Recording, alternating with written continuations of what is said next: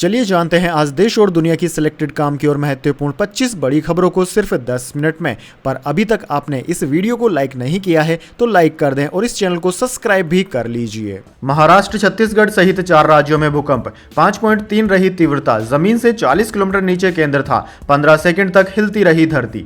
जी हां दोस्तों, महाराष्ट्र, छत्तीसगढ़, तेलंगाना और आंध्र प्रदेश के कई हिस्सों में बुधवार सुबह भूकंप के झटके महसूस किए गए। नेशनल सेंटर ऑफ सिस्मोलॉजी के मुताबिक रिक्टर स्केल पर भूकंप की तीव्रता 5.3 मापी गई। झटके सुबह 7:27 पर महसूस किए गए। भूकंप का केंद्र जमीन से 40 किलोमीटर नीचे रहा। भूकंप के झटके 15 से 20 सेकंड तक लगे। शुरुआती जानकारी के हिसाब से भूकंप में जान माल का कोई नुकसान नहीं हुआ है। झटके महाराष्ट्र के नागपुर, चंद्रपुर और गढ़चिरौली और छत्तीसगढ़ के बीजापुर, सुकमा और दंतेवाड़ा में महसूस किए गए। चलिए दोस्तों, जान लेते हैं अगली खबर। ब्रिटिश सांसद बोले, बांग्लादेश में हिंदुओं का सफाया करने की कोशिश की गई, वहां घर जलाए, पुजारियों को जेल भेजा। अमेरिका ने कहा अल्पसंख्यकों की हिफाजत करें।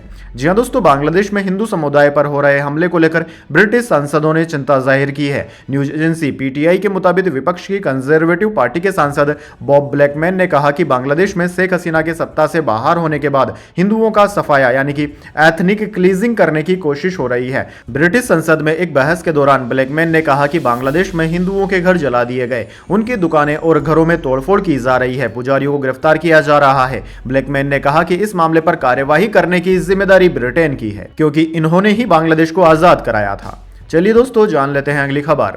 संसद में बांग्लादेश का मुद्दा उठा, हेमा मालिनी बोली, यह विदेशी संबंधों का नहीं, कृष्ण भक्तों की भावनाओं का मामला है। दरअसल दोस्तों, संसद के शीतकालीन सत्र का बुधवार को 7वां दिन गुजर गया। लोकसभा में बांग्लादेश हिंसा का मुद्दा उठा। मथुरा से सांसद हेमा मालिनी ने कहा कि बांग्लादेश में हमारे हिंदुओं और हिंदू मंदिरों, खास तौर पर इस्कॉन और इस्कॉन भक्तों के साथ जो हो रहा है, उसे देखकर मैं बेहद दुखी और परेशान हूँ। यह केवल विदेशी संबंधों का मुद्दा नहीं है, यह भारत में कृष्ण भक्तों की भावनाओं का मामला भी है। वहीं दोस्तों, राज्यसभा में विपक्ष ने किसान मुद्दे पर हंगामा किया। विपक्षी नेताओं ने किसान विरोधी सरकार नहीं चलेगी के नारे लगाए। कई नेता वेल में भी चले आए। चलिए दोस्तों, जान लेते हैं अगली खबर। पंजाब के पूर्व डिप्टी सीएम सुखबीर सिंह बादल पर फायरिंग, बाल बाल बचे। गोल्डन टेंपल के बाहर सेवा कर रहे थे, हमलावर खालिस्तानी आतंकी गिरफ्तार। जी हां दोस्तों, अमृतसर स्थित गोल्डन टेंपल में बुधवार को पंजाब के पूर्व डिप्टी सीएम सुखबीर सिंह बादल पर खालिस्तानी आतंकी ने फायरिंग कर दी। सुखबीर बादल गोल्डन टेंपल के गेट पर सेवादार बनकर बैठे थे। डेरा सच्चा सौदा के मुखी राम रहीम को माफी देने को लेकर सिखों की सर्वोच्च अदालत अकाल तख्त ने उन्हें यह सजा दी है।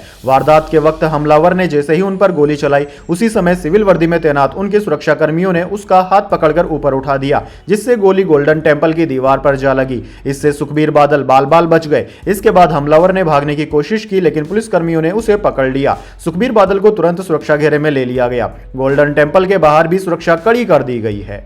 चलिए दोस्तों, जान लेते हैं अगली खबर। दिल्ली की बिजली कंपनियों को अडानी को सौंपने का दबाव बनाया गया, विधानसभा में बोले अरविंद केजरीवाल। जी हां दोस्तों, दिल्ली के पूर्व मुख्यमंत्री और आम आदमी पार्टी के नेशनल कन्वीनर अरविंद केजरीवाल ने विधानसभा में कहा कि जब मैं मुख्यमंत्री था तब मुझ पर दिल्ली की बिजली कंपनियों को अडानी को सौंपने का दबाव बनाया गया था। जब मैंने इनकार कर दिया तो मैं सोच रहा था कि शायद इसी वजह से मुझे जेल भेजा गया है।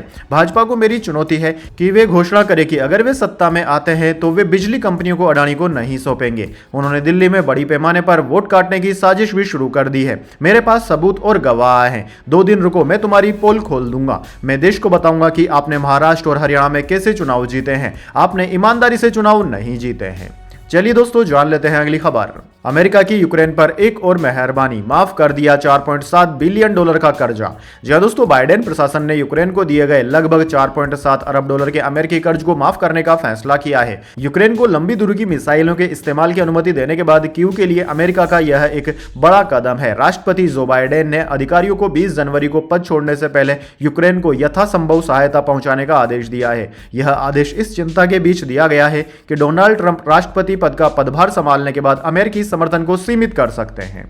चलिए दोस्तों, जान लेते हैं अगली खबर। मुख्यमंत्री हेमंत सोरेन को हाईकोर्ट से मिली राहत, ईडी से जुड़े केस में निजी तौर पर पेशी से मिल गई है छूट।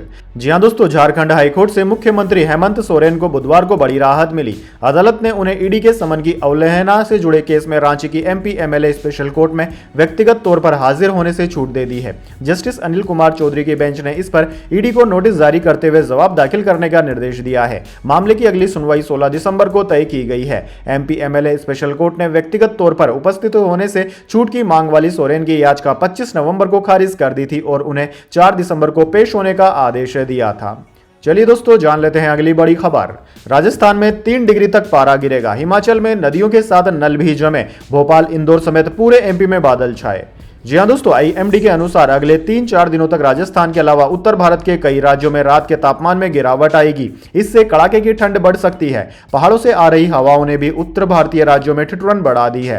राजस्थान के सीकर में मंगलवार को न्यूनतम तापमान 9 डिग्री दर्ज हुआ था। राज्य के ही करौली, बारां, चूरू, चित्तौड़गढ़ में न्यूनतम तापमान 10 डिग्री रहा। अगले कुछ दिनों में राज्य के अधिकतर हिस्सों का तापमान 2 से 3 डिग्री तक गिरने की संभावना है। वहीं दोस्तों दूसरी ओर हिमाचल प्रदेश में कुल्लू और लाहौल स्पीति की ऊंची चोटियों पर मंगलवार को भी रुक रुक कर बर्फबारी का दौर जारी रहा था। इस कारण राज्य के कल्पा में न्यूनतम तापमान -1 डिग्री रिकॉर्ड किया गया। तापमान गिरने से झरने, नदी नालों के साथ साथ अब नल भी जमने लगे हैं।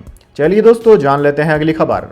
प्रोबा 3 मिशन की लॉन्चिंग एक दिन टली। तकनीकी दिक्कत आने से इसरो ने टाला मिशन। इसके जरिए सूर्य की स्टडी की जाएगी। जी हां दोस्तों, Indian space research organisation ISRO ने प्रोबा 3 मिशन की लॉन्चिंग एक दिन के लिए टाल दी है। श्रीहरिकोटा के सतीश धवन स्पेस सेंटर से इस मिशन को बुधवार शाम 4:08 पर polar satellite launch vehicle PSLV से लॉन्च किया जाना था। इसरो ने बताया कि तकनीकी दिक्कत आने के कारण मिशन को अब गुरुवार यानी कि अगले दिन के लिए टाल दिया गया है। अब गुरुवार को यह मिशन 4:16 पर लॉन्च किया जाएगा। यह mission European union agency ESA का है। इसका उद्देश्य 2 उपग्रहों कोरोनोग्राफ और ओक्यूलेटर के जरिए सूर्य के बाहरी वातावरण की स्टडी करना है। चलिए दोस्तों जान लेते हैं अगली खबर। ट्रंप के एक फैसले से चीन, कनाडा, मैक्सिको हो जाएंगे परेशान। आयात पर किया 25% तक टैरिफ बढ़ाने का ऐलान। जी हां दोस्तों, अमेरिका के नवनिर्वाचित राष्ट्रपति डोनाल्ड ट्रंप ने सोमवार को एक बड़ा ऐलान किया। डोनाल्ड ट्रंप ने कहा कि वह जनवरी में कार्यभार संभालने के पहले दिन ही ऐसे आदेशों पर हस्ताक्षर करेंगे जिसके तहत मैक्सिको और कनाडा से आने वाले सभी सामानों पर 25% से ज्यादा आयात शुल्क लगाया जाएगा। ट्रंप का कहना है कि वो ऐसा तब तक करेंगे जब तक ये देश अपने अमेरिका में अवैध अप्रवासियों और फेंटेनाइल दवाओं के प्रभाव को बंद नहीं कर देते। ट्रंप ने यह भी घोषणा की कि अगर चीन ने अमेरिका में आ रहे फेंटेनाइल को रोकने के लिए निर्णायक कार्यवाही नहीं की तो वह चीन से आने वाले सामानों पर मौजूदा दरों के अलावा 10% तक का टैरिफ और ज्यादा लगा देंगे। चलिए दोस्तों जान लेते हैं अगली खबर। अब बैंक अकाउंट में जोड़े जा सकेंगे 4 नॉमिनी। लोकसभा में पारित हो गया नया बैंकिंग कानून। जी हां दोस्तों, ग्राहकों के अनुभव को बेहतर बनाने और नागरिकों की सुरक्षा के लिए एक महत्वपूर्ण कदम उठाते हुए लोकसभा में बैंकिंग कानून विधेयक 2024 को पारित कर दिया गया है। यह विधेयक बैंक खाताधारकों को अपने खातों में अधिकतम 4 नामांकित व्यक्ति रखने की अनुमति देता है। दरअसल दोस्तों, एक और बड़ा बदलाव निर्देशक पदों के लिए पर्याप्त ब्याज को फिर से परिभाषित करने से जुड़ा है, जो लगभग 6 दशक पहले तय की गई 5 लाख रुपए की मौजूदा सीमा के बजाय 2 करोड़ रुपए तक बढ़ सकता है। चलिए दोस्तों जान लेते हैं अगली खबर। फडणवीस महाराष्ट्र के अगले मुख्यमंत्री। अजित पवार बोले, शिंदे का पता नहीं, मैं तो शपथ लूंगा। शिंदे का जवाब, दादा को सुबह शाम शपथ लेने का अनुभव है। जी हां दोस्तों, देवेंद्र फडणवीस महाराष्ट्र के अगले मुख्यमंत्री होंगे। फडणवीस ने शिवसेना नेता एकनाथ शिंदे, एनसीपी लीडर अजित पवार के साथ राज्यपाल CP राधाकृष्णन के सामने सरकार बनाने का दावा पेश किया। इस दौरान भाजपा के ऑब्जर्वर्स विजय रूपानी और निर्मला सीतारमण भी मौजूद रहे थे। इसके बाद फडणवीस, शिंदे और पवार ने एक प्रेस कॉन्फ्रेंस की। फडणवीस और शिंदे दोनों ने कहा कि कितने और कौन कौन मंत्री शपथ लेंगे इसकी जानकारी दे दी जाएगी। शपथ ग्रहण का कार्यक्रम कल 5:30 बजे आजाद मैदान में होगा। फडणवीस ने कहा कि प्रधानमंत्री मोदी की मौजूदगी में यह कार्यकाल होगा। चलिए दोस्तों जान लेते हैं अगली खबर। उपराष्ट्रपति का केंद्र सरकार से सवाल। कृषि मंत्री शिवराज सिंह से पूछा, किसानों से किए गए वादे क्यों नहीं निभाए? हम कुछ नहीं कर रहे हैं। जी हां दोस्तों, किसान आंदोलन को लेकर उपराष्ट्रपति जगदीप धनखड़ ने मंगलवार को सीधे कृषि मंत्री शिवराज सिंह चौहान से कई सवाल किए। उन्होंने शिवराज की ओर इशारा करते हुए कहा कि कृषि मंत्री जी, आपका एक एक पल भारी है। मेरा आपसे आग्रह है और भारत के संविधान के तहत दूसरे पद पर विराजमान व्यक्ति आपसे अनुरोध कर रहा है कि कृपया करके मुझे बताइए कि किसान से क्या वादा किया गया था और जो वादा किया गया था वह क्यों नहीं निभाया गया। चलिए दोस्तों जान लेते हैं अगली खबर। कांग्रेस नेता बोले, मूर्ति के वर्क लाइफ बैलेंस बयान से असहमत। कहा, घर बच्चे संभालना भी जीवन का हिस्सा, महिलाएं वर्क और लाइफ अलग नहीं कर सकती। जी हां दोस्तों, इन्फोसिस को फाउंडर नारायण मूर्ति के वर्क लाइफ बैलेंस वाले बयान पर फिर से बहस शुरू हो गई है। कांग्रेस सांसद गौरव गोगोई ने बुधवार को नारायण मूर्ति के ओवर वर्क कल्चर यानी कि ज्यादा काम करने के पक्ष में दिए गए बयान से असहमति जताई है। उन्होंने एक्स पर पोस्ट में कहा कि वर्क लाइफ बैलेंस महिलाओं के लिए मुश्किल है। पारंपरिक तौर से काम करने वाली महिलाओं के पास काम और जिंदगी को अलग करने का भी विकल्प नहीं होता है। यह सुविधा पारंपरिक तौर पर पुरुषों को ही मिलती है और अब समय है कि वे इसे भी त्याग दें। दरअसल दोस्तों, पिछले वर्ष साल 2023 में नारायण मूर्ति ने देश के युवाओं को हफ्ते में 70 घंटे काम करने की सलाह दी थी।